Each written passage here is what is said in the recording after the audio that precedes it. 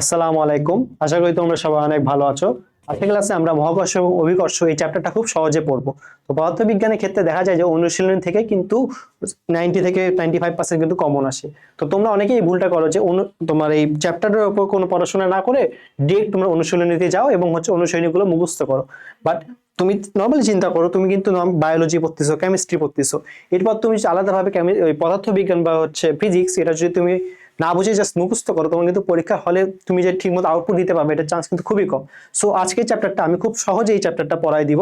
আশা করি এই চ্যাপ্টারটা পড়ার পর এই চ্যাপ্টার তোমাদের মুখস্থ করতে হবে না, তোমরা বুঝেই অ্যান্সারগুলো করতে পারবা। তো আসো শুরু করি। তো এই চ্যাপ্টার শুরুতে তোমার আসে দেখো, বিজ্ঞানী নিউটন কিন্তু মহাকর্ষ সূত্র প্রদান করেন। তো বিজ্ঞানী নিউটনের নাম শুনেনি এমন মানুষ বোধহয় পৃথিবীতে পাওয়া যাবে না। তো তিনি কি করেছিলেন, তিনি তোমার একটা আপেল গাছের নিচে বসেছিলেন এবং তার মাথায় হঠাৎ করে একটা আপেল গাছ পড়ে যায় এবং তিনি চিন্তা করলেন যে আপেল গাছ থেকে আপেলটা কেন নিচে পড়লো, ওপরে কেন মানে চলে গেল না। তো এখান থেকে তিনি চিন্তা ভাবনা করতে করতে তিনি বিখ্যাত মহাকর্ষ সূত্র প্রদান করেন বা আবিষ্কার করেন। আচ্ছা, এরপরে আসো গ্যালিলিও সূত্র। তো ধরো যে একটা বস্তু পড়ে যাচ্ছে, সে পড়ন্ত বস্তু সম্পর্কে বিজ্ঞানী গ্যালিলিও কিন্তু তোমার তিনটা সূত্র প্রদান করেন। তো প্রথম সূত্রটা দেখো কি বলছে, যে বায়ুশূন্য স্থানে বা বাধাহীন পথে সকল বস্তুই নিশ্চল অবস্থা হতে যাত্রা শুরু করে এবং সমান সময়ে সমান দূরত্ব অতিক্রম করে। দেখো এখানে সমান সময়ে সমান দূরত্ব অতিক্রম করে, দেখো ক্রাইটেরিয়াটা কি, এটা তোমার বায়ুশূন্য স্থান হতে হবে অথবা বাধাহীন পথে। বাট আমরা নর্মালি চিন্তা করে দেখো, আমরা যখন দেখি একটা নর্মাল ফিনোমেনন, ধরো একটা যে 2 তলা বা 3 তলা থেকে যদি তোমার একটা ইট এবং একটা কাগজ ফেলে দেওয়া হয়, তাহলে দেখা যায় যে ইটটা মাটিতে দ্রুত স্পর্শ করতেছে এবং তোমার কাগজটা কিন্তু দেরিতে স্পর্শ করতেছে। তো এটার কারণটা কি? এর কারণটা তোমার প্লবতা বা ইংলিশে সেটাকে বলা বুয়েন্সি। বুয়েন্সি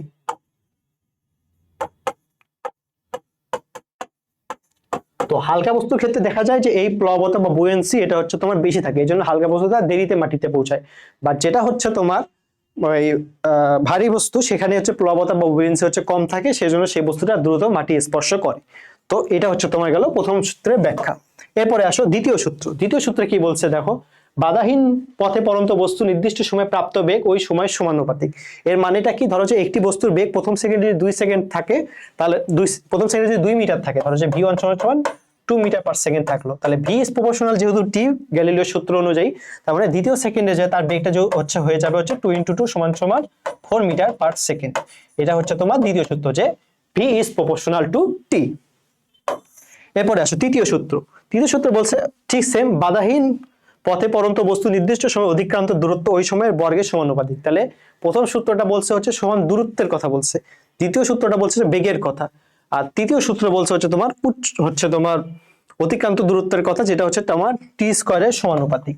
তাহলে দেখো প্রথম তোমার ধরো যে প্রথম সেকেন্ডে যদি ওই বস্তুটা তোমার 3 মিটার তোমার দূরত্ব অতিক্রম করে, তাহলে দ্বিতীয় সেকেন্ডে কিন্তু 3 স্কয়ার সমান সমান সেই বস্তুটা 9 মিটার পথ অতিক্রম করবে। তাহলে এটা তোমার তৃতীয় সূত্র। এরপরে আসো গ্রহের গতি সম্পর্কিত কেপলারের সূত্র। তো এই সূত্রটা যখন আবিষ্কার করা হয় 16 শতাব্দীতে, তখন কিন্তু আমরা জানি যে ইউরোপে রেনেসা বা তোমার রেনেসাও সময়কাল চলতেছে, মানে রেনেসা হবে। তো এই সময়টাতে তারা বিজ্ঞানীরা তোমার একদম জ্ঞানের একদম একটা অন্যরকম তোমার আবিষ্কারের প্রতি তাদের অনেক আকর্ষণ চলে আসে। কারণ আমরা জানি যে এই 16 শতাব্দীর আগে কিন্তু ইউরোপে ছিল অন্ধকার যুগ, সে সময় তো তার আগের যুগ যে মধ্যযুগ বলে, সেই যুগে কিন্তু আমাদের মুসলিম বিজ্ঞানীরা কিন্তু অনেক গুরুত্বপূর্ণ আবিষ্কার করেছিলেন। তো ইউরোপীয়রা বিভিন্ন যুদ্ধের মাধ্যমে এই জ্ঞানগুলো তারা আহরণ করেন এবং এছাড়াও তারা বিভিন্ন মুসলিম দেশগুলো থেকে কিন্তু ভিজিট করে কিন্তু এই জ্ঞানগুলো নিয়ে আসে তারা তাদের দেশে উন্নয়নে কাজে লাগান। তো দেখো আমাদের পৃথিবীর পাশের গ্রহটা কিন্তু তোমার মঙ্গল গ্রহ। তো এই মঙ্গল গ্রহের গতিবিধি প্রথম লক্ষ্য করেন কে, ডেনমার্কের জ্যোতির্বিদ টাইকো ব্রে। তিনি প্রথম মঙ্গল গ্রহের গতিবিধি লক্ষ্য করেন। এরপর দেখো তিনি কি করছেন, এই গবেষণালব্ধ তথ্য এবং অন্যান্য পর্যবেক্ষণের সাহায্যে মানে তিনি যে গতিবিধিগুলো লক্ষ্য করছেন, এই গতিবিধির লক্ষ্য যে তথ্যগুলো আছে, সেই তথ্যগুলো বিজ্ঞানী তোমার জোহান কেপলার তিনি তোমার বিশ্লেষণ করে তিনি একটা সিদ্ধান্তে উপনীত হন। সিদ্ধান্তটা কি, যে গ্রহগুলো কোনো এক বলের প্রভাবে সূর্যকে কেন্দ্র করে তোমার অবিরাম ঘুরছে এবং এই সম্পর্কে তিনি তোমার 3টা সূত্র তোমার প্রদান করেন এবং তার নাম অনুসারে সূত্রগুলোকে কি বলা হয়, কেপলারের গ্রহ সম্পর্কিত সূত্র। তো এটা ইংরেজি নামটা আমাদের লাগবে, সেটা তোমার Kepler's law of planetary motion. আসো আমরা দেখি যে এই 3টা সূত্রগুলো কি। তো এই 3টে সূত্রকে আমরা সহজে একদম সিএল মনে রাখতে পারি যে ইট দিয়ে। EAT। তো প্রথম সূত্রটা হচ্ছে তোমার ল অফ এলিপস, দ্বিতীয় সূত্র হচ্ছে ল অফ এরিয়া এবং তৃতীয় সূত্র হচ্ছে ল অফ টাইম। তো দেখো এই তিনটে সূত্র কিন্তু মানে পরীক্ষার চাইতেই পারে যে কোন সূত্রটা হচ্ছে তোমার এলিপসের, কোন সূত্রটা হচ্ছে টাইমের, কোন সূত্রটা হচ্ছে এরিয়ার। সো তোমরা এই ইএটি দ্বারা তুমি সহজে মনে রাখতে পারবা সিরিয়াল ওয়াইজ। তো দেখো প্রথম সূত্র হচ্ছে তোমার তাহলে উপবৃত্ত সূত্র বা ল অফ এলিপস। তো এই সূত্র কি বলছে দেখো, প্রতিটি হচ্ছে গ্রহ সূর্যকে উপবৃত্তের ফোকাসে রেখে একটি উপবৃত্তাকার পথে প্রদক্ষিণ করছে, মানে সূর্যকে হচ্ছে একটি উপবৃত্তের ফোকাসে রাখতেছে। এবং গ্রহগুলো কিভাবে হচ্ছে তোমার প্রদক্ষিণ করে সূর্যকে, সূর্যকে হচ্ছে এরা উপবৃত্তাকার পথে হচ্ছে তোমার প্রদক্ষিণ করে। এরপরে আসো দ্বিতীয় সূত্র হচ্ছে তোমার ক্ষেত্রফল সূত্র বা ল অফ এরিয়া। এই সূত্রটা কি বলছে দেখো, গ্রহ এবং সূর্যের সংযোগকারী ব্যাসার্ধ রেখা সমান সময়ে সমান ক্ষেত্রফল অতিক্রম করে, মানে এরা হচ্ছে সমান সময়ে সমান ক্ষেত্রফল অতিক্রম করতেছে। এরপর দেখো এই সূত্র কক্ষীয় বেগ এবং হচ্ছে সূর্য ও গ্রহের মধ্যবর্তী দূরত্বের মধ্যে সম্পর্ক স্থাপন করে। তাহলে হচ্ছে সূর্যের ও গ্রহের মধ্যবর্তী দূরত্বের মধ্যে সম্পর্ক স্থাপন করে কোন সূত্র? কেপলারের দ্বিতীয় সূত্র, সেটা হচ্ছে তোমার ল অফ এরিয়া। এরপরে আসো লাস্ট সূত্র বা হচ্ছে সময় সূত্র বা ল অফ টাইম। এবং এটাই হচ্ছে সবচেয়ে বেশি গুরুত্বপূর্ণ বলা যায় যে প্রতিটি গ্রহের পর্যায়কালের যে বর্গ আছে সেটা হচ্ছে তোমার সূর্য হতে তার গড় দূরত্বের ঘনফলের সমানুপাতিক। দেখো গড় দূরত্বের ঘনফল মানে হচ্ছে কিউবের সমানুপাতিক। তো এই টাইমটাকে হচ্ছে তোমার ধরছে হচ্ছে টি এবং হচ্ছে তোমার এই যে গড় দূরত্ব হচ্ছে সূর্য এবং গ্রহের মধ্যে সেটাকে ধরছে হচ্ছে এ। তাহলে এখান থেকে তারা হচ্ছে T square is proportional to a cube. তাহলে এটা হচ্ছে তোমার কেপলারের তৃতীয় সূত্র। আচ্ছা এরপর দেখো কেপলারের সূত্র বিশ্লেষণে নিম্নলিখিত কিছু হচ্ছে তোমার বিষয়গুলো দেখা যায়। প্রথম বিষয়টা দেখো, গ্রহের আবর্তনকালে কিন্তু এর ভরের উপর নির্ভরশীল না। এই যে আমরা তিনটা সূত্র পড়লাম, এখানে কোথাও কিন্তু ভর এম এর কোনো একটা ইকুয়েশনেও এম এর কোনো কথা আসেনি। সো এই গ্রহের যে তোমার হচ্ছে তোমার আবর্তনকাল, এখানে কিন্তু ভরের কোনো ভূমিকা নেই। তারপর দ্বিতীয় সূত্র বলছে যে সূর্য থেকে গ্রহের যে গড় দূরত্ব আছে, তোমার সূর্য থেকে গ্রহের দূরত্ব যদি কম হয় তাহলে হচ্ছে তোমার গ্রহটা হচ্ছে তোমার সূর্যের নিকটও থাকবে এবং এর আবর্তনকাল তত কম হবে। তো স্বাভাবিকভাবে তোমার ধরো যে এই পৃথিবী থেকে কিন্তু মঙ্গল গ্রহ দূরে আছে, তার মানে বোঝা যাচ্ছে যে পৃথিবীর যেটা হচ্ছে তোমার আবর্তনকাল এবং হচ্ছে গড় দূরত্ব এটা কিন্তু কম হবে হচ্ছে তোমার মঙ্গল গ্রহের সাথে সূর্যের যে দূরত্ব। সো আশা করি তোমরা বুঝতে পারছো। এরপরে আসো মহাকর্ষ। তো মহাকর্ষ বল এটাকে কি বলে, যে বিজ্ঞানী নিউটন আবিষ্কার করছেন এই মহাকর্ষ বল। এটা হচ্ছে মহাকর্ষের যে কোনো দুইটা বস্তুর মধ্যে যে আকর্ষণ বল সেটাকে বলা হচ্ছে তোমার মহাকর্ষ বল। তাহলে মহাকর্ষ বলটা কি? এটা হচ্ছে পৃথিবী না, এই মহাবিশ্বের দুইটা বস্তুর মধ্যে আকর্ষণ বলকে হচ্ছে তোমার মহাকর্ষ বল। আর অভিকর্ষ বলটা কি? অভিকর্ষ বলটা হচ্ছে এই যে দুইটা বস্তুর মধ্যে যে আকর্ষণ হবে সেটার মধ্যে একটা হবে হচ্ছে পৃথিবী এবং আরেকটা হবে অন্য যে কোনো বস্তু। ধরো যে এই পৃথিবীর সাথে যেটা মঙ্গল গ্রহের আকর্ষণ, এটা কিন্তু হচ্ছে তোমার অভিকর্ষ বল হবে। আর যেটা হচ্ছে তোমার ধরো যে মঙ্গল গ্রহ এবং শুক্র গ্রহের মধ্যে যেটা আকর্ষণ সেটা কিন্তু হবে হচ্ছে তোমার মহাকর্ষ বল। দেখো কি বলছে মহাকর্ষ, দেখো কি বলছে যে মহাবিশ্বে অবস্থিত দুইটি বস্তু বা বস্তু কণার মধ্যকার পারস্পরিক আকর্ষণ বলকে বলা হচ্ছে তোমার মহাকর্ষ বল। মানে মহাবিশ্বের দুইটা বস্তুর মধ্যে যে আকর্ষণ সেটা হচ্ছে তোমার মহাকর্ষ বল। এবং এই মহাকর্ষ বলের দেখো কোনটা কোনটা সমানুপাতিক, ওই যে দুটো বস্তুর মধ্যে হচ্ছে তোমার আকর্ষণ বল সেই দুটার ভরের সমানুপাতিক। ভরের সমানুপাতিক, তার মধ্যবর্তী যে দূরত্ব আছে তার বর্গের ব্যস্তানুপাতিক। তো এটা হচ্ছে মহাকর্ষ বলের তাহলে সূত্রটা হচ্ছে আমরা কি জানাই, এফ ইজ প্রপোর্শনাল টু দুইটা ভরের সমানুপাতিক m1 m2 আর মধ্যবর্তী যে দূরত্ব আছে তার বর্গের ব্যস্তানুপাতিক। তাহলে হচ্ছে তোমার যদি হচ্ছে দূরত্ব ধরে ডি তাহলে হচ্ছে ডি স্কয়ার। তাহলে এটা হচ্ছে তোমার মহাকর্ষ বলের সূত্রের হচ্ছে সূত্র। তারপর আসলে অভিকর্ষ। অভিকর্ষ বলতে তাহলে কি বললাম যে পৃথিবী এবং অন্য যে কোনো একটা বস্তুর মধ্যে যে আকর্ষণ বল সেটাকে বলা হচ্ছে তোমার অভিকর্ষ। দেখো পৃথিবী এবং অন্য বস্তুকণের মধ্যকার যে আকর্ষণ বল এটাকে বলা হচ্ছে তোমার অভিকর্ষ, অথবা এটাকে তোমার মাধ্যাকর্ষণ বলও বলে। এটাকে আমরা নর্মালি হচ্ছে তোমার জি দ্বারা হচ্ছে প্রকাশ করি। তো এই জিটা হচ্ছে তোমার বিভিন্ন জায়গায় বিভিন্ন রকম হতে পারে, যেমন মেরুতে জি এর মানটা সবচেয়ে বেশি এবং হচ্ছে তোমার হচ্ছে নিরক্ষীয় অঞ্চল যেটা সেখানে কিন্তু হচ্ছে জি এর মানটা কম হয়। আচ্ছা তারপরে আসো দেখো নিউটনের মহাকর্ষ সূত্র। তাহলে দেখো মহাবিশ্ব এটা কি বলছে, মহাবিশ্বের যে কোনো দুটি বস্তু কণা পরস্পরকে আকর্ষণ করে, স্বাভাবিক একটা তো আকর্ষণ বল থাকবেই। তারপরে দেখো এই আকর্ষণ বল হচ্ছে বস্তু দুইটির ভরের সমানুপাতিক, ভরের গুণফলের। দেখো m1 এবং m2 এর ভরের গুণফলের সমানুপাতিক এবং তাদের মধ্যকার যে দূরত্ব আছে দূরত্বের বর্গের ব্যস্তানুপাতিক। তা দেখো দূরত্ব যেটা আছে তার বর্গে কিন্তু ব্যস্তানুপাতিক। এবং এই বলটা কিন্তু হচ্ছে তোমার বস্তু কণার সংযোগ সরলরেখা বরাবর ক্রিয়া করে। ধরো যে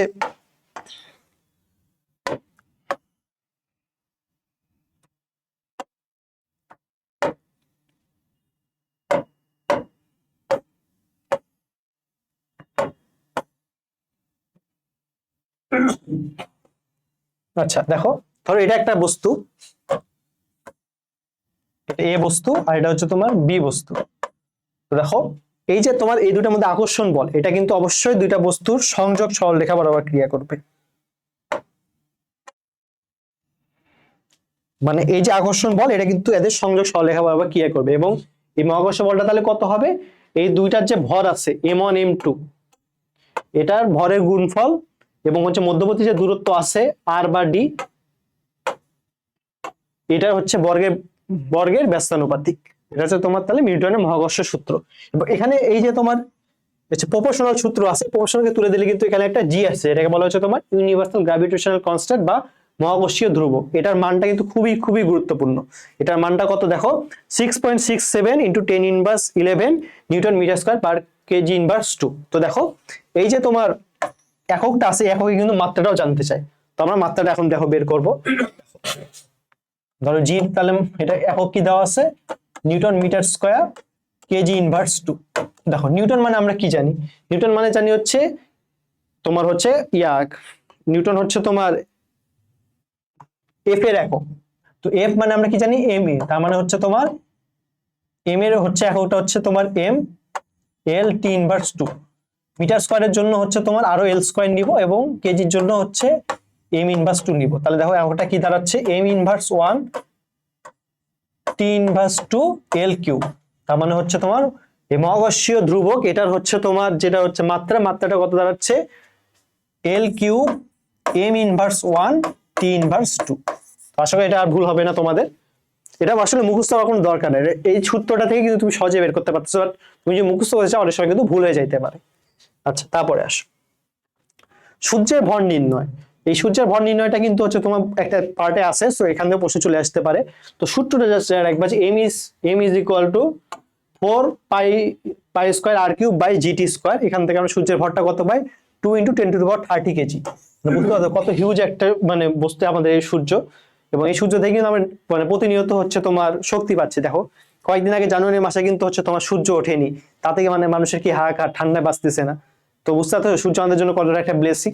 আবার এই সূর্য কিন্তু আমাদের গরমকালে কিন্তু মানে একদম অদৃষ্ট লাগে যে এত কেন গরম। সো প্রত্যেকটা জিনিসে একটা মডারেট অ্যামাউন্ট থাকা ভালো।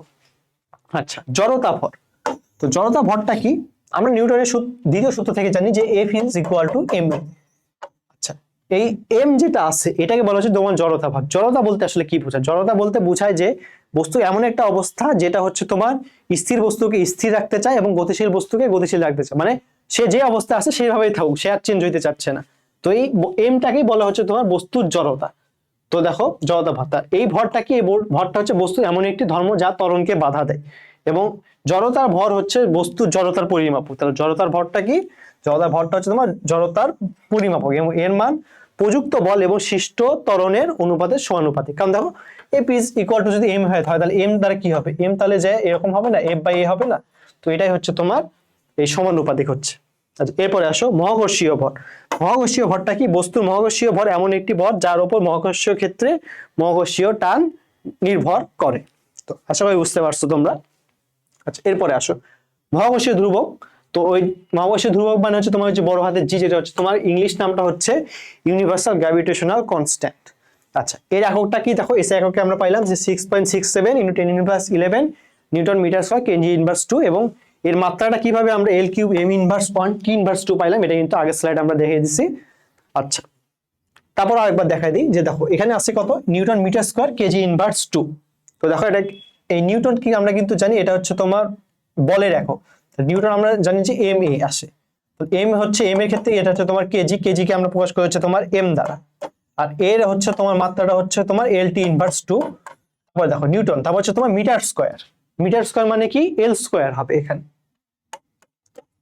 এবং তারপরে দেখো কেজি ইনভার্স 2 মানে কত, এম ইনভার্স 2 হবে। তাহলে এখান থেকে আমরা কাটাকাটি করলে দেখো এখানে আসছে হচ্ছে তোমার এম ইনভার্স 2, এখানে আসছে হচ্ছে তোমার এম একটা, তার মানে এখানে কত হবে, এম ইনভার্স 1 হবে। তারপরে দেখো এল এখানে একবার আছে, এখানে দুইবার আছে, তাহলে কত হবে, এল কিউব হবে। আর টি যেহেতু দুইবার আছে একক দুইবার থাকবে, তাহলে দেখো কি দাঁড়াচ্ছে ultimately L cube M inverse 1 T inverse 2। আশা করি কোনোদিন ভুল হবে না। এরপরে আসো গ্র্যাভিটেশনাল কনস্ট্যান্টের মান কিন্তু সব জায়গায়, পৃথিবীর যে কোনো জায়গায়, পৃথিবী কেন মহাবিশ্বের যে কোনো জায়গায় কিন্তু এটা কনস্ট্যান্ট থাকে, মানে এর মানটা একদম নির্দিষ্ট 6.67 into 10⁻11 newton metre square KG inverse 2। But এর মানটা যদি খুব ধীরে ধীরে কমতে থাকে তাহলে কি হবে? এক্ষেত্রে হচ্ছে তোমার চাঁদের যে বক্রপথ এটা হচ্ছে তোমার আস্তে আস্তে বাড়তে থাকবে, এবং এই যে চাঁদ পৃথিবী থেকে আস্তে আস্তে দূরে সরে যাবে, এবং দূরে সরে যাওয়ার গতিপথটা হবে হচ্ছে তোমার সর্পিল বা স্পাইরাল, মানে এইরকম করে চলে যেতে থাকবে। আচ্ছা, এটা হচ্ছে তোমার মানে এমসিকিউ দিয়ে দিতে পারে, যেহেতু হচ্ছে তোমার ওই বক্সের নিচে একটা মানে প্রশ্নটা ছিল, তো এই জিনিসটা তোমাদেরকে বুঝাই দিলাম। এরপরে আসো অভিকর্ষ স্তরণ। অভিকর্ষ স্তরণকে কি দ্বারা প্রকাশ করা হয়? এটা সবাই জানো, ছোট হাতের জি দ্বারা প্রকাশ করা হয়। আচ্ছা দেখো, কোন স্থানে অভিকর্ষের টানে মুক্তভাবে পড়ন্ত বস্তুর বেগ বৃদ্ধির হারকে হচ্ছে ওই বস্তু ওই স্থানে অভিকর্ষ স্তরণ বলে। একে তাহলে কি দ্বারা প্রকাশ করা হচ্ছে? এখানে হচ্ছে তোমার জি দ্বারা প্রকাশ করা হচ্ছে। সুতরাং অভিকর্ষ ত্বরণ হচ্ছে বস্তু নিরপেক্ষ কিন্তু স্থান নিরপেক্ষ না। মানে বোঝাচ্ছে যে এই যে অভিকর্ষ ত্বরণ এটা হচ্ছে বস্তুর ক্ষেত্রে নিরপেক্ষ, সকল ক্ষেত্রে অভিকর্ষ ত্বরণ যদি বাড়ার কন্ডিশন থাকে তাহলে বাড়বে, বাট স্থান নিরপেক্ষ না বলতে কি, ধরো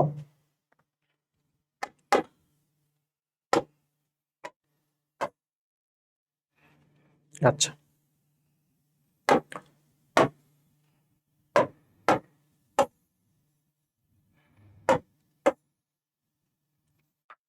আচ্ছা এই যে দেখতে পাচ্ছ আমরা, এটা ধরো যে পৃথিবীর এই অংশটাকে বলা হচ্ছে তোমার মেরু অঞ্চল, আর এই পাশে অঞ্চলটাকে বলা হচ্ছে তোমার নিরক্ষীয় অঞ্চল। তো এই নিরক্ষীয় অঞ্চলের মেরু অঞ্চল আমরা সামনে আলোচনা করবো, জাস্ট বুঝাই দেই।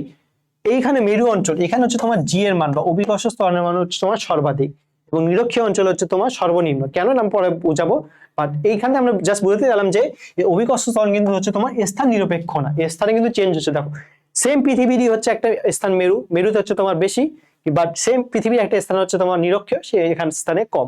বাংলাদেশের ক্ষেত্রে রাজশাহীতে বেশি, ঢাকাতে কম। তো দেখো তারপরে আসো, এই পৃথিবীর যে 45 ডিগ্রি অক্ষাংশ আছে এখানে হচ্ছে অভিকর্ষ ত্বরণের যে মান সেটাকে হচ্ছে তোমার আদর্শ ধরা হয়। তাহলে কোন স্থানে হচ্ছে অভিকর্ষ ত্বরণকে আদর্শ ধরা হয়? এটা হচ্ছে তোমার 45 ডিগ্রি অক্ষাংশের অভিকর্ষ ত্বরণের মান, এবং এর এককটা কত? এর এককটা হচ্ছে তোমার মিটার পার সেকেন্ড স্কয়ার, এবং এটা হচ্ছে তোমার যদি মাত্রা বলে, মাত্রা তোমরা সবাই জানো L/T⁻²। আচ্ছা, তো মহাকর্ষীয় স্তরণ এবং এই যে মহাকর্ষীয় যে ত্বরণ, এই ত্বরণটাকে হচ্ছে তোমার আরেকটি সূত্র দ্বারা প্রকাশ করা হয়, সেটা হচ্ছে তোমার G = gm/r²। তো জি হচ্ছে তোমার গ্র্যাভিটেশনাল কনস্ট্যান্ট, এমটা হচ্ছে বস্তুর ভর, এবং আরটা হচ্ছে তোমার রেডিয়াস। তো এইখান থেকে যদি আমরা হচ্ছে গ্র্যাভিটেশনাল কনস্ট্যান্ট আর হচ্ছে মাস বা হচ্ছে ভর যেটাকে যদি কনস্ট্যান্ট ধরি, তাহলে কিন্তু জি ইজ প্রপোর্শনাল টু 1/r²। এটাই বলছে যে কোনো স্থানে জি এর মান পৃথিবীর কেন্দ্র হতে ওই স্থানের দূরত্বের বর্গের ব্যস্তানুপাতিক। আচ্ছা, এরপরে আসো বস্তুর ওজন। তাহলে বস্তুর ওজন বলতে কি বোঝায়? দেখো, বস্তুকে পৃথিবী যে বলে আকর্ষণ করছে সেটা হচ্ছে তোমার বস্তুর ওজন। এরপরে আসো কোন বস্তু ওজন, এটা হচ্ছে তোমার W = mg। তো পৃথিবীর গড় ঘনত্ব হচ্ছে রো হইলে পৃথিবীর ভর m = 4/3πr³ রো। এটা কিভাবে আসলো দেখো, আমরা দেখাই। ঘনত্ব বা রো = আমরা জানি m/v। আচ্ছা, এখন এই ভি মানে কত? এখানে হচ্ছে পৃথিবীর ক্ষেত্রে ভিটা হচ্ছে পৃথিবী যেটা একটা গোলক, ভি মানে হচ্ছে তোমার 4/3πr³। 4/3πr³। আচ্ছা, এখন দেখো m = তাহলে কি দাঁড়াচ্ছে? m = তাহলে দাঁড়াচ্ছে 4/3πr³ রো। তো এখান থেকে বুঝাইছে যে পৃথিবীর গড় ঘনত্ব যদি রো হয় তাহলে হচ্ছে পৃথিবীর ভর কত হবে? হচ্ছে 4/3πr³ রো। আচ্ছা, g = তো আমরা আগে সূত্রে বললাম যে gm/r²। তো এখানে আমরা m এর ভ্যালুটা বসাইলাম, m এর ভ্যালুটা বসালে দেখো কত আসতেছে। g মানে গ্র্যাভিটেশনাল কনস্ট্যান্ট বা অভিকর্ষ ত্বরণ, অভিকর্ষ ত্বরণ, এটা আসছে হচ্ছে তোমার 4/3πgr³ রো। আচ্ছা, πg/r রো, এই যে r³ r² এটা কাটা গেল। আচ্ছা, মহাকর্ষীয় ধ্রুবক এবং অভিকর্ষ ত্বরণের মধ্যে সম্পর্ক থেকে আমরা নিম্নলিখিত বিষয়, মহাকর্ষীয় ধ্রুবক কত? বড় হাতের জি, এবং অভিকর্ষ ত্বরণ কত? ছোট হাতের জি। কি? আচ্ছা দেখো, এই বড় হাতের জি বা গ্র্যাভিটেশনাল কনস্ট্যান্ট এটা হচ্ছে একটা তোমার মহাকর্ষীয় ধ্রুবক, এটা হচ্ছে সার্বজনীন ধ্রুবক, মানে এটা হচ্ছে পৃথিবী অথবা মহাবিশ্বের সব জায়গায় কিন্তু এটা হচ্ছে সেম। মানে গ্র্যাভিটেশনাল তোমার অভিকর্ষ ত্বরণ এটা কিন্তু এক এক স্থানে এক এক রকম। আবার যেখানে হচ্ছে তোমার কোনো মহাকর্ষীয় বল নেই সেখানে হচ্ছে তোমার গ্র্যাভিটেশনাল অভিকর্ষ ত্বরণটা কিন্তু হচ্ছে তোমার 0 হয়ে যায়। এবং বড় হাতের জি বা গ্র্যাভিটেশনাল কনস্ট্যান্ট মানটা হচ্ছে তোমার 6.67 × 10⁻11 newton metre square KG inverse 2। আর যেটা হচ্ছে তোমার অভিকর্ষ ত্বরণ, এর আদর্শ মানে আদর্শ মান ধরা হচ্ছে তোমার 9.8 মিটার পার সেকেন্ড স্কয়ার। আচ্ছা, গ্র্যাভিটেশনাল কনস্ট্যান্ট হচ্ছে একটা তোমার স্কেলার রাশি, মানে এটা কোনো নির্দিষ্ট দিকে কাজ করে না, বাট অভিকর্ষ ত্বরণ কিন্তু একটা নির্দিষ্ট দিকে কাজ করে, এবং যে বস্তুটা করছে একটা নির্দিষ্ট দিকে কাজ করে সেটাকে কি বলা হয়, সেটাকে বলা হচ্ছে তোমার ভেক্টর রাশি। এরপরে আসো, গ্র্যাভিটেশন কনস্ট্যান্টের মান বস্তুর ভরের ওপর বা দূরত্বের উপর নির্ভর করে না, কিন্তু ওই তোমার অভিকর্ষ ত্বরণ এটা কিন্তু বস্তু ভরের উপর নির্ভর করে না, বাট গ্র্যাভিটেশন কনস্ট্যান্ট এটা কিন্তু বস্তু ভরের উপর নির্ভর না করলেও দূরত্বের উপর নির্ভর করে। আচ্ছা, এরপরে আসো, আর ধ্রুবক হলে কোনো স্থানে অভিকর্ষ ত্বরণ এবং বস্তুর ভর নিরপেক্ষ হয়, মানে আরটা যদি কনস্ট্যান্ট হয় তাহলে হচ্ছে তোমার এই দুইটা জিনিসই কিন্তু হচ্ছে নিরপেক্ষ হয়। আচ্ছা, এরপরে আসো, অভিকর্ষ ত্বরণের পরিবর্তন। অভিকর্ষ ত্বরণের পরিবর্তনের মেইনলি তিনটা কারণ আছে, একটা হচ্ছে তোমার উচ্চতার ক্রিয়া, আরেকটা হচ্ছে তোমার অক্ষাংশ ক্রিয়া, আর একটা হচ্ছে তোমার পৃথিবীর আহ্নিক গতি। তো দেখো আমরা শুরুতে কি বলছি, যে পৃথিবী পৃষ্ঠের অভিকর্ষ ত্বরণের মান বেশি হয়, এবং এই মানটা বেশি হয় কোথায়, এটা হচ্ছে তোমার মেরু অঞ্চলে বেশি হয় এবং বিষুব অঞ্চলে কম হয়। তো বিভিন্ন জায়গায় মান দেখাইছে যে 45 অক্ষাংশের যে মান সেটা হচ্ছে তোমার আদর্শ ধরা হয়, সেটা মানটা কত 9.80665 মিটার পার সেকেন্ড স্কয়ার, এবং সুবিধার জন্য হচ্ছে 9.81 মিটারটা ধরা হয়। তো কেন হচ্ছে অভিকর্ষ ত্বরণটা হচ্ছে তোমার বিভিন্ন জায়গায় হচ্ছে আলাদা। প্রথম কারণটা হচ্ছে তোমার উচ্চতার ক্রিয়া। তো উচ্চতার ক্রিয়া বলতে কি বোঝায়, যে তোমার উচ্চতার ক্রিয়া দেখায় তোমাদেরকে,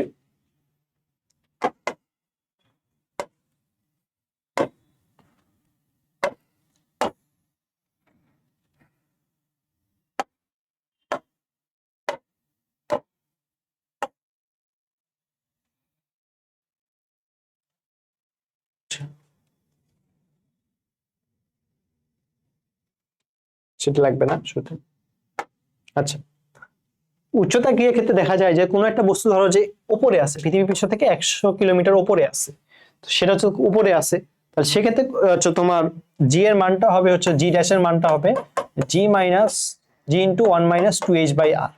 এখান থেকে আমরা জি ড্যাশের মানটা মানে হচ্ছে তোমার এই স্থানে হচ্ছে অভিকর্ষ ত্বরণ।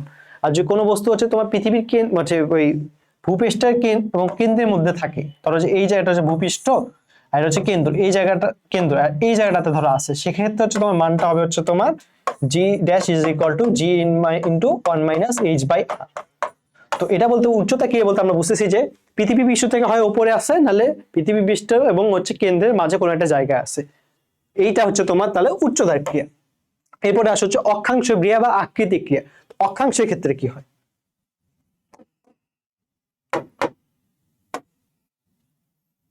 এখানে ধরো একটা নিলাম,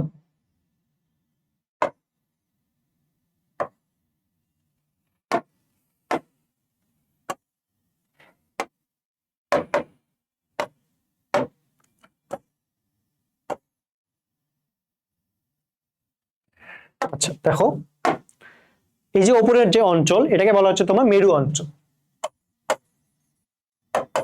আচ্ছা, আর এই পাশে যে আমরা কাটাকাটি হরিজন্টাল একটা লাইন দিতে পাচ্ছি এটা হচ্ছে তোমার নিরক্ষীয় অঞ্চল। দেখা যায় যে এই মেরু অঞ্চলের থেকে নিরক্ষীয় অঞ্চলের ব্যাসার্ধ হচ্ছে 22 কিলোমিটার বেশি হয়। তাহলে আরেকবার বলি, মেরু অঞ্চলের থেকে তোমার নিরক্ষীয় অঞ্চলের ব্যাসার্ধ কিন্তু হচ্ছে তোমার 22 কিলোমিটার বেশি হচ্ছে। তো আমরা কি জানি, এই তোমার অভিকর্ষ ত্বরণের সূত্রটা আমরা কি জানি, যে G is equal to GM ভাগ আর স্কয়ার, মানে G is proportional to square of radius. তো বিষুবীয় অঞ্চলে হচ্ছে তোমার যেহেতু হচ্ছে আর এর মানটা বেশি থাকতেছে, তার মানে অভিকর্ষ ত্বরণটা হচ্ছে তোমার কম হবে। তো এই জিনিসটা হচ্ছে তোমার অক্ষাংশ ক্রিয়া। অক্ষাংশ ক্রিয়াটা কি, বিষুবীয় অঞ্চলে ব্যাসার্ধ যেহেতু মেরু অঞ্চলে ব্যাসার্ধ থেকে বেশি, এই কারণে বিষুবীয় অঞ্চলে অভিকর্ষ ত্বরণের মানটা মেরু অঞ্চলের থেকে কম। আশা করি তোমাদের কোনো সমস্যা নেই। এরপর আসো পৃথিবীর ঘূর্ণন ক্রিয়া বা পৃথিবীর আহ্নিক গতিক ক্রিয়া। তো এটার কারণে কি হয়, এখানে এই সূত্রটা খাটে, G dash is equal to G into 1 - ω² R cos square alpha.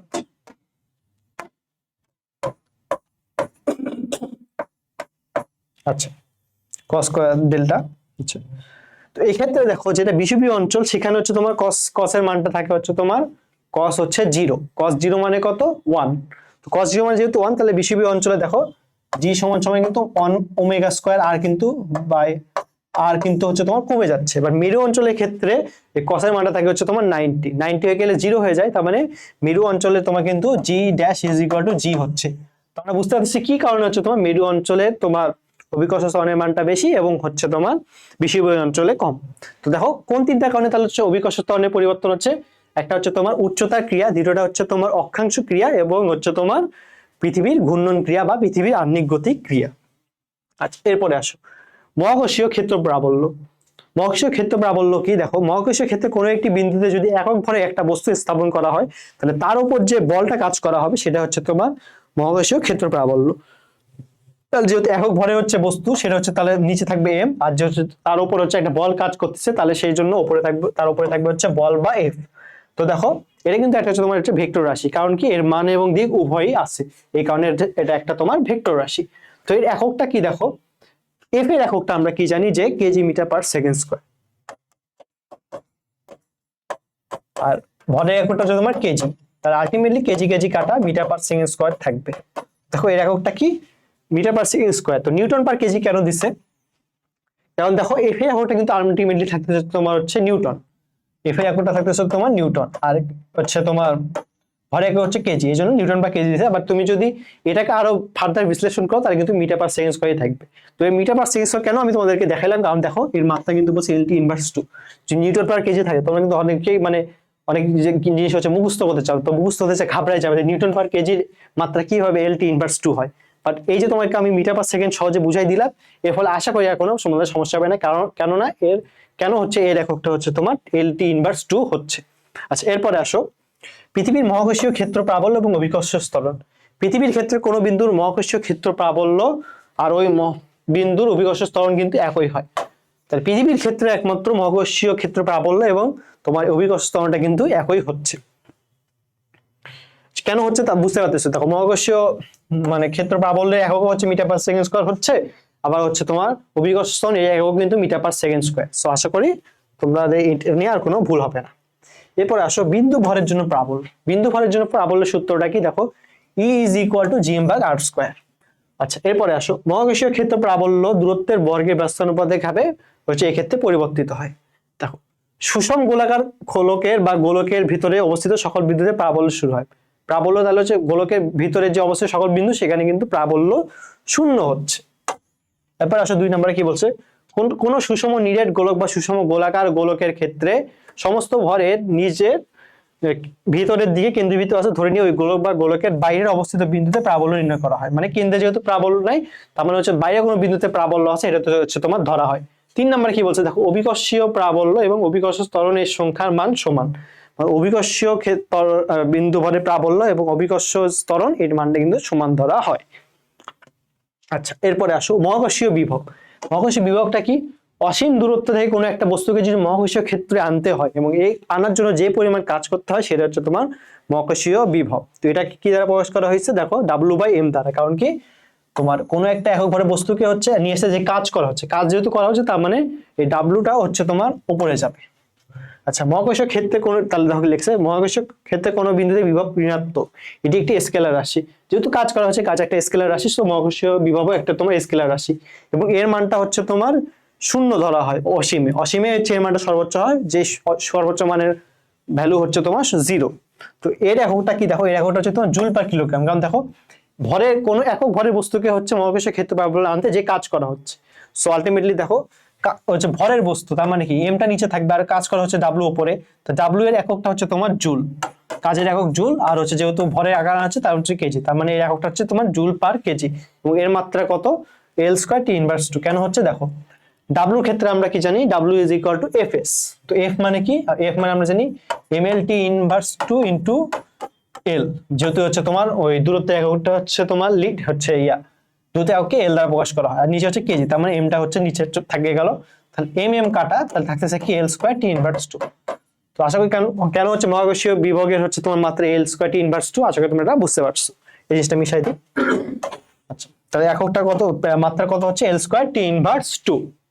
এরপরে আসো বিভব পার্থক্য। তো বিভব পার্থক্যটা কি? দেখো একক ভরের কোনো বস্তুকে মহাকর্ষীয় ক্ষেত্রে এক বিন্দু হতে অন্য বিন্দুতে নিয়ে যেতে যে পরিমাণ কাজ করতে হয় তাকে বলা হচ্ছে দুইটি বস্তুর মধ্যে মহাকর্ষীয় বিভব পার্থক্য। এবং আকর্ষণ বলের অভিমুখে যদি সরণ হয় তাহলে বিভব পার্থক্য ঋণাত্মক, এবং আকর্ষণ বলের বিরুদ্ধে যদি হচ্ছে তোমার সরণ হয় তাহলে বিভব পার্থক্য হচ্ছে তোমার ধনাত্মক হয়। তো এই বিভব পার্থক্যে দেখো সূত্রটা কি? P is equal to -gm/r। আচ্ছা, এরপরে আসো অভিকর্ষ কেন্দ্র। তো অভিকর্ষ কেন্দ্রটা কি? কোনো একটি বস্তু পৃথিবীর কেন্দ্রের দিকে যদি হচ্ছে যে পরিমাণ বল দ্বারা আকৃষ্ট হয় তাকে বস্তু ওজন বা ভার বলে। মানে যে জিনিসটা ফলে বস্তুটা হচ্ছে তোমার পৃথিবীর কেন্দ্রের দিকে হচ্ছে তোমার আকৃষ্ট হয় সেটা কিন্তু ভার বলে বা ওজন বলে। তো কোনো বস্তুকে যেভাবে রাখনা হোক না কেন তার ওজনটা একটা নির্দিষ্ট বিন্দুর মধ্য দিয়ে কিন্তু কাজ করে। মানে বস্তুকে তুমি যেভাবে রাখো, সোজাভাবে রাখো অথবা বাঁকা করে রাখো, মানে ভার্টিক্যাল অথবা হরিজন্টাল রাখো, তার নির্দিষ্ট একটা বিন্দুতে কিন্তু বস্তুটির হচ্ছে ওজনটা ক্রিয়া করে, সেটাকে বলা হচ্ছে তোমার বস্তুর অভিকর্ষ কেন্দ্র বা ভার কেন্দ্র। তো বিভিন্ন বস্তুর ক্ষেত্রে বিভিন্ন জায়গায় ভার কেন্দ্র থাকে। তো দেখো প্রথম ক্ষেত্রে দেখো একটা সুষম দণ্ডের ক্ষেত্রে অভিকর্ষ কেন্দ্র কিন্তু মধ্যবিন্দুতে থাকতেছে। তাহলে একটি সুষম দণ্ডের ক্ষেত্রে অভিকর্ষ কেন্দ্র কই থাকতেছে? মধ্যবিন্দুতে থাকতেছে। একটা সুষম দণ্ড কিরকম হইতে পারে?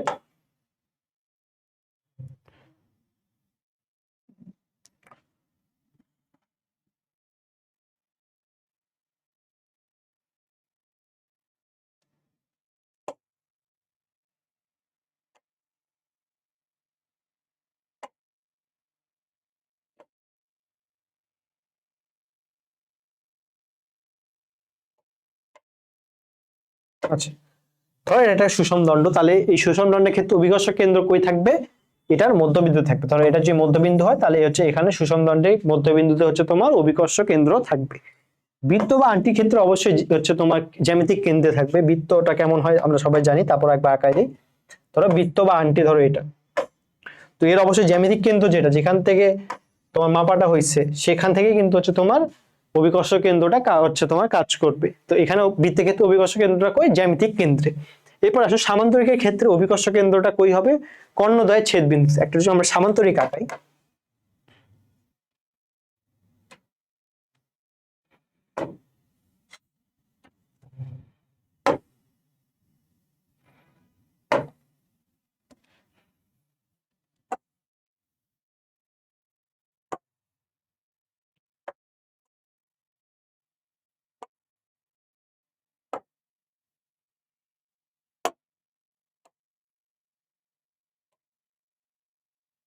ধরো এর একটা সামান্তরিক। তো এই সামান্তরিকের ক্ষেত্রে হচ্ছে কর্ণের মধ্যদ্বয় যে ছেদবিন্দু সেখানে কিন্তু এর অভিকর্ষ কেন্দ্রটা থাকবে।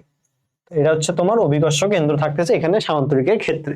আর যদি বেলনাকৃতি কোনো বস্তু হয় তাহলে অভিকর্ষ কেন্দ্র কই থাকবে? অক্ষের মধ্যবিন্দুতে। তো এই যে একটা অভিকর্ষ কেন্দ্র গেল, আরেকটা হচ্ছে তোমার মহাকর্ষ কেন্দ্র। তো অভিকর্ষ কেন্দ্র এবং মহাকর্ষ কেন্দ্রের মধ্যে পার্থক্যটা কি? তো মহাকর্ষ কেন্দ্রটা হচ্ছে তোমার যেটার কারণে হচ্ছে তোমার রৈখিক গতি হচ্ছে উৎপন্ন হচ্ছে, আর অভিকর্ষ কেন্দ্রটা হচ্ছে যেখানে হচ্ছে তোমার বস্তুর ভরটা হচ্ছে ক্রিয়া করছে। তো মহাকর্ষ কেন্দ্রটা কিন্তু সব সময় প্রেজেন্ট থাকবে, বাট যদি সেখানে কোনো অভিকর্ষ স্তরণ না থাকে তাহলে কিন্তু সেখানে কোনো অভিকর্ষ কেন্দ্র কাজ করবে না। তো আশা করি তোমরা এই দুইটার মধ্যে পার্থক্য বুঝতে পারছো। এরপরে আসো মুক্তিবেগ। তো মুক্তিবেগটা কি? ন্যূনতম যে বেগে যে কোনো বস্তুকে হচ্ছে তোমার নিক্ষেপ করা হয় যার ফলে সে পৃথিবী পৃষ্ঠায় ফিরে আসবে না, সেটা হচ্ছে তোমার মুক্তিবেগ। তো দেখো এখানে কি বলছে? ন্যূনতম যে বেগে নিক্ষেপ করলে কোনো বস্তু অভিকর্ষ স্তরণের সীমা ছাড়িয়ে যায় সেই বেগটাকে হচ্ছে মুক্তিবেগ বলা হয়। তো পৃথিবীর মুক্তিবেগটা কত? এটা খুবই ইম্পর্টেন্ট। এটা হচ্ছে তোমার 11.2 কিলোমিটার পার সেকেন্ড বা 7 মাইল পার সেকেন্ড। তো এটা হচ্ছে তোমার সেকেন্ডের হিসাব, বা যদি বলা হচ্ছে তোমার ঘন্টায় কত তাহলে হবে হচ্ছে তোমার 25,000 মাইল পার আওয়ার। এটা কিভাবে আনছে? ধরো এই যে 11 পয়েন্ট, আচ্ছা 7 মাইল, এটাকে হচ্ছে তুমি 36 গুণ দাও তাহলে হচ্ছে। আর আমরা কি জানি যে 1 মাইল সমান সমান কিন্তু 1.6 কিলোমিটার, 61 কিলোমিটার। তো এটা তোমাদের মাথায় রাখতে হবে যে 1 মাইল সমান সমান 1.61 কিলোমিটার। তো এই যে মুক্তিবেগের সমীকরণটা কি? মুক্তিবেগের সমীকরণটা হচ্ছে তোমার ভি দ্বারা প্রকাশ করা হয়। তো এটাকে লেখছে যে P is equal to V is equal to root over 2gm/r। তো এই যে এমটা আছে এটা কিন্তু হচ্ছে তোমার পৃথিবীর ভর, এই ভরটা কিন্তু হচ্ছে তোমার বস্তুর ভর না। তো পৃথিবীর ক্ষেত্রে এটা দেখা যায় যে V is equal to 2gr, root 2gr হয়ে যায়।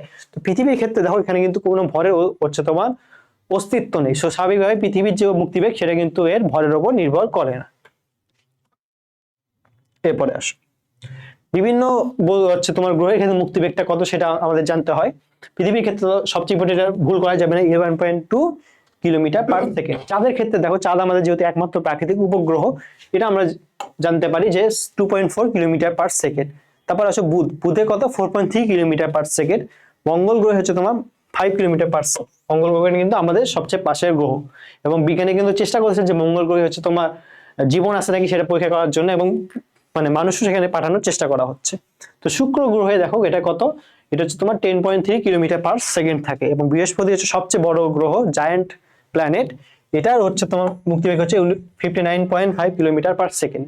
তো এই যে ভ্যালুগুলো আছে, এগুলো ভ্যালুগুলো মুখস্থ করা কিন্তু একদিনে পসিবল না, এবং আমি তোমাদেরকে বলতেছিও না যে তোমরা একদম মুখস্থ করে একদম ফাটায় ফেলো। দেখো তোমায় চিন্তা করতে হবে যে তোমার হচ্ছে বায়োলজি পড়া আছে, বায়োলজির মধ্যে হচ্ছে বোটানি, যেখানে মানে বোঝার থেকে বেশি ইনফরমেশন মুখস্থ করার থেকে বেশি গুরুত্ব দেওয়া লাগে।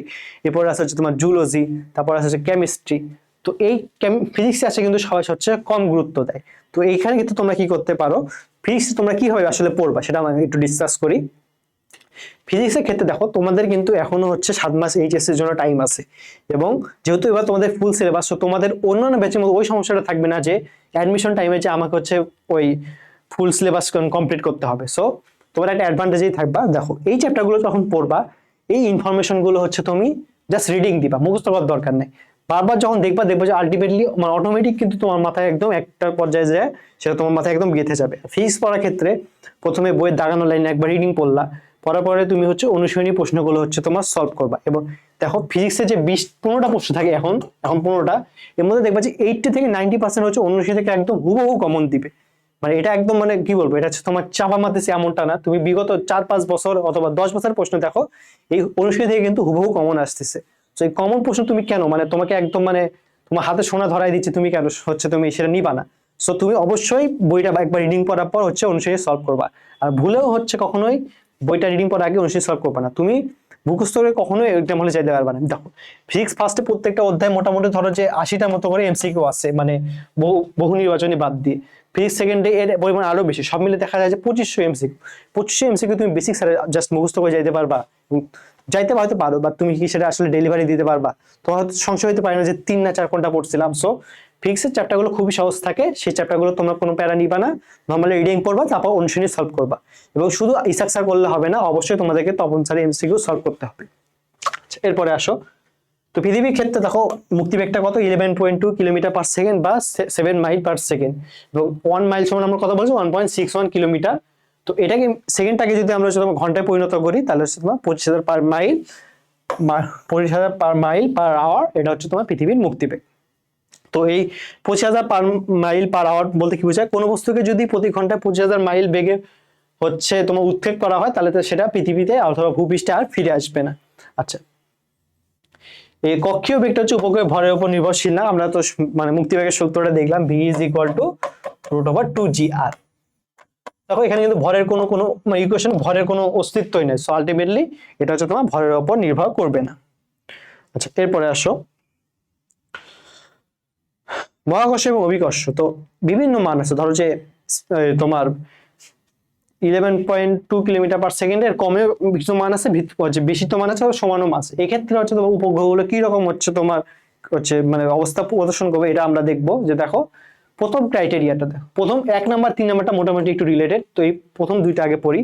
যে কোনো বস্তু মুক্তিবেগ বা নিক্ষেপণ বেগ যদি 7.8 কিলোমিটার পার সেকেন্ড অপেক্ষা কম হয়, মানে লেস দ্যান 7.88 কিলোমিটার, তাহলে সেটা হচ্ছে তোমার উপবৃত্তাকার পথে পৃথিবীকে প্রদক্ষিণ করতে থাকবে, সেখানে বের হয়ে যাবে না। কারণ কি 11.2 কিলোমিটার পার সেকেন্ড এর যদি কম হয়, তাহলে সেটাও কিন্তু তোমার মুক্তিবেগ মানে পৃথিবী ভূপৃষ্ঠ থেকে কিন্তু বের হয়ে যেতে পারবে না। তো এই 7.88 কিলোমিটার পার সেকেন্ডের যদি কম হয়, তাহলে সেটা হচ্ছে তোমার উপবৃত্তাকার পথে হচ্ছে পৃথিবীকে প্রদক্ষিণ করবে। আর যদি এই উৎক্ষেপণ বেগটা হচ্ছে তোমার 7.8 কিলোমিটার হয়, একদম কাটায় কাটায় 7.88 কিলোমিটার হয়, তাহলে সেটা হচ্ছে তোমার বৃত্তাকার পথে পৃথিবীকে প্রদক্ষিণ করবে। তার মানে 7.8 কিলোমিটার এর কম হলে উপবৃত্তাকার পথে ঘুরবে, আর যদি হচ্ছে 7.8 কিলোমিটারের সমান হয়, তাহলে হচ্ছে সেটা হচ্ছে বৃত্তাকার পথে ঘুরবে।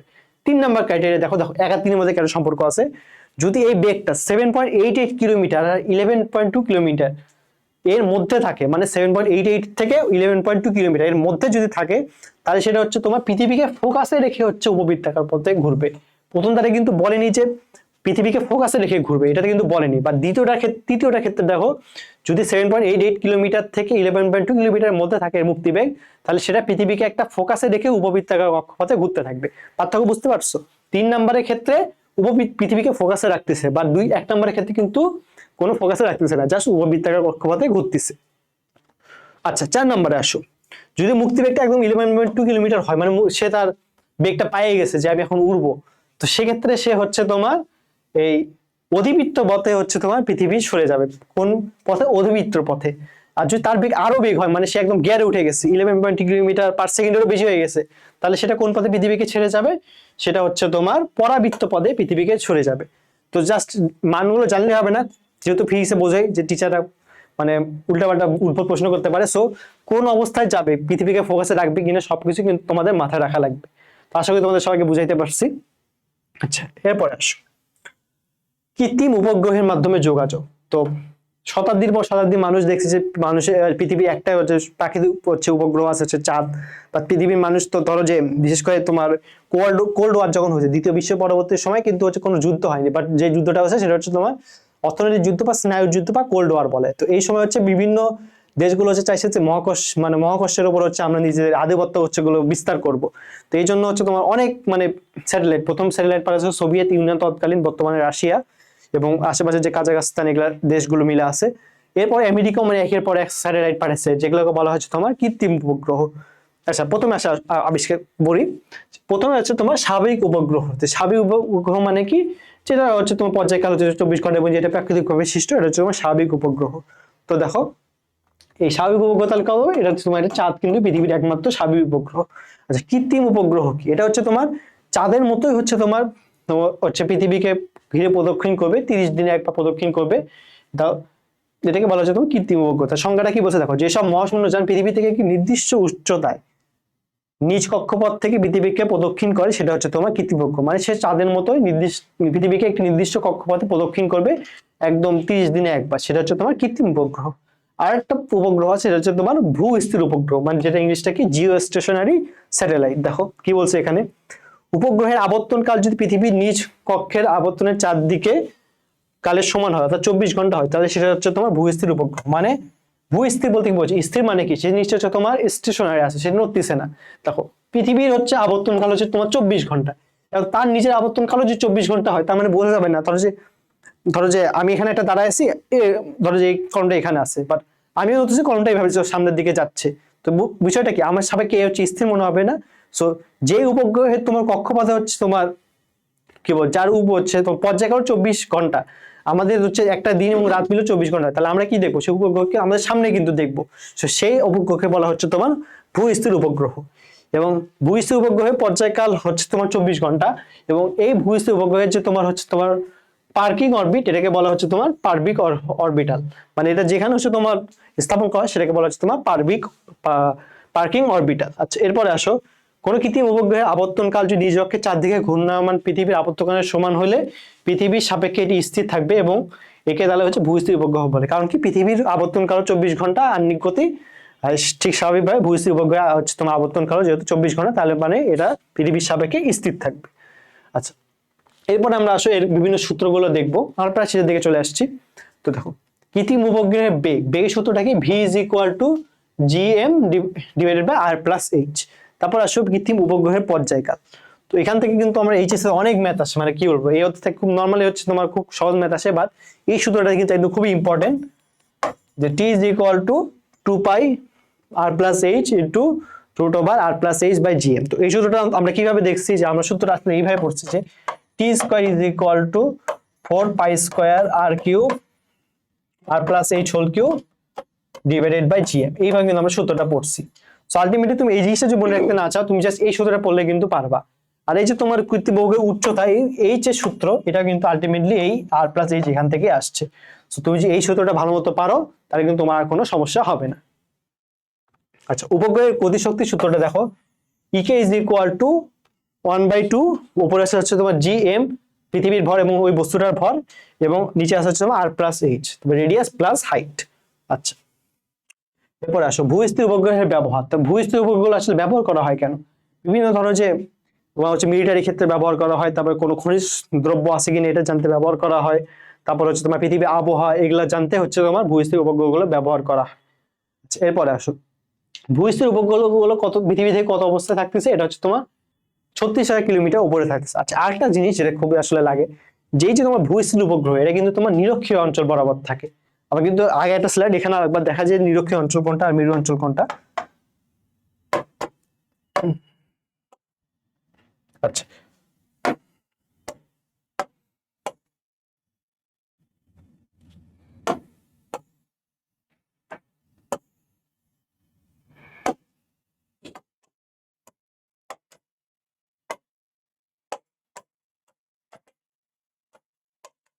ওই যে ভূস্থির উপগ্রহ আছে সেটা কিন্তু এই নিরক্ষীয় অঞ্চল, মানে এই অঞ্চলটা বরাবর ভূস্থির উপগ্রহ থাকে। আর মেরু বরাবর কোন উপগ্রহ থাকছে সেগুলোকে মেরু উপগ্রহ বলা হয় অথবা পোলার উপগ্রহ বলা হয়। তো ভূস্থির উপগ্রহগুলো কোথায় থাকছে, পৃথিবী পৃষ্ঠ থেকে 36,000 কিলোমিটার উপরে থাকতেছে। আর যেটা হচ্ছে পোলার উপগ্রহ বা মেরু উপগ্রহ সেটা হচ্ছে তোমার পৃথিবী পৃষ্ঠ থেকে 700 থেকে 800 কিলোমিটার উপরে থাকে। তো ভূস্থির উপগ্রহের ক্ষেত্রে দেখা যায় যে ধরো যে এখানে থেকে এর দূরত্ব 36,000 কিলোমিটার আমি ধরলাম, তো সিগন্যাল ধরো এখান থেকে একবার গেল, তুমি এখান থেকে একবার কল করছো, এখানে 36,000 কিলোমিটার একে একবার যাওয়া লাগবে, আবার সেই সিগন্যালটা আসলে মানে তাকে দুইবার দূরত্ব অতিক্রম করা লাগবে, তাহলে তাকে মোটামুটি হচ্ছে 72,000 হচ্ছে কিলোমিটার পথ অতিক্রম করা লাগবে। তো এক্ষেত্রে দেখা যায় যে সিগন্যাল গুলো আসতে হচ্ছে তোমার ওই 1 সেকেন্ডে 1/4 ভাগ লাগে। তো এ তোমার হয়তো মনে পড়তে পারে যে 1 সেকেন্ড 1/4 আসলে সমস্যা কিনা। তো দেখো এই পৃথিবী তোমার ওয়েস্টার্ন যে সিভিলাইজেশন আছে, এই সিভিলাইজেশন হচ্ছে সবসময় কি বলবো, এটা হচ্ছে তোমার হচ্ছে পারফেকশন চায়। এদের কিন্তু হচ্ছে আমাদের যেরকম আমরা হচ্ছে পরকালে বিশ্বাস করি, এরা কিন্তু এরকম চায় না। এই জন্য দেখবা যে এদের ক্ষেত্রে সকল গ্যাজেট অথবা ইলেকট্রনিক ডিভাইস সবকিছুতে লেটেস্ট লাগে, কারণ কি এরা কোনো ফ্ল দেখতে চায় না। তো এরা এদের কাছে চিন্তা হচ্ছে যে 0.25 সেকেন্ড লাগে, এটা তো অনেক বেশি, এর থেকে কমানো যায় কিনা। সো আমরা দেখো আলটিমেটলি আমরা যেহেতু একটা মানে একেশ্বরবাদী ধর্মে বিশ্বাস করি অথবা আল্লাহতে সবাই বিশ্বাস করি, তো আমাদের ক্ষেত্রে কিন্তু আমাদের কোনো সমস্যা হয় না। আমাদের ধরো যে নর্মাল ডিভাইস, একটা ডিভাইস 2-3 বছর ইউজ করে ফেলতেছি, বাট যারা ওয়েস্টার্ন সিভিলাইজেশন এরা কিন্তু এসে বিশ্বাসী না। এই জন্য এদের ক্ষেত্রে মানে পারফেকশন যত আনা যায় তারা কিন্তু ততটাই চেষ্টা করে। তো দেখো যেহেতু হচ্ছে তোমার এই ভূস্থির উপগ্রহের মাধ্যমে হচ্ছে এই যে সিগন্যাল কল টলের ক্ষেত্রে মানে একটা মোটামুটি বেশি সময় লাগতেছে, তো তারা হচ্ছে এই ধরনের ক্ষেত্রে হচ্ছে তোমার সমস্যা ফেস করে। তারা এই জন্য তারা কি করছে, তারা মেরু বরাবর হচ্ছে তোমার আরেকটা উপগ্রহ পাঠাইছে, সেটাকে বলা হচ্ছে তোমার মেরু উপগ্রহ বা পোলার উপগ্রহ। এটা হচ্ছে তোমার পৃথিবী পৃষ্ঠ থেকে 700 থেকে 800 কিলোমিটার উপরে থাকে। আচ্ছা ভুল লিখছে, তো লেখার ফলে এখানে হচ্ছে তোমার যে সময়টা লাগবে হচ্ছে তোমার 1 সেকেন্ডের 100/1 মানে বুঝতে পারছো কত সূক্ষ্ম একটা মানে ব্যবধান। তুমি একটা সেকেন্ড 1 সেকেন্ড, এই যে একটা সেকেন্ড চলে গেল আমি বুঝতে পারতেছি না, সেই 1 সেকেন্ডেরও 100/1 লাগতেছে এই মেরু উপগ্রহে সিগন্যাল আসতে আর যাইতে। সো এই জন্য হচ্ছে মেরু উপগ্রহগুলো ব্যবহার করা হয়, যোগাযোগের ক্ষেত্রে গুলো ব্যবহার করা হয়। তো এই উপগ্রহগুলো হচ্ছে প্রদক্ষিণ কাল কত 110 মিটার, আর যেটা হচ্ছে তোমার ভূস্থির উপগ্রহ তার প্রদক্ষিণ কাল কিন্তু 24 ঘন্টা। তো দেখো এগুলো পড়লে আসলে তোমার হয়ে যাচ্ছে। এরপর কি করবা, ধরো এই চ্যাপ্টারটা আমি তোমাদেরকে পড়াই দিলাম, তোমরা কি করবা এই বইটা বের করে একবার রিডিং দিবা। রিডিং দেওয়ার পর দেখবা যে চ্যাপ্টারের শেষে কিন্তু হচ্ছে তোমার অনেকগুলো সূত্র থাকে, সূত্রগুলো একবার দেখবা। তারপরে দেখবা যে অনেকগুলো ব্যাখ্যা আছে, ব্যাখ্যাটা আরেকবার দেখবা। ব্যাখ্যা দেখার পর হচ্ছে তোমার তুমি আলটিমেটলি তোমার একটা হচ্ছে তোমার এই চ্যাপ্টারে অনেকগুলো নলেজ চলে আসবে।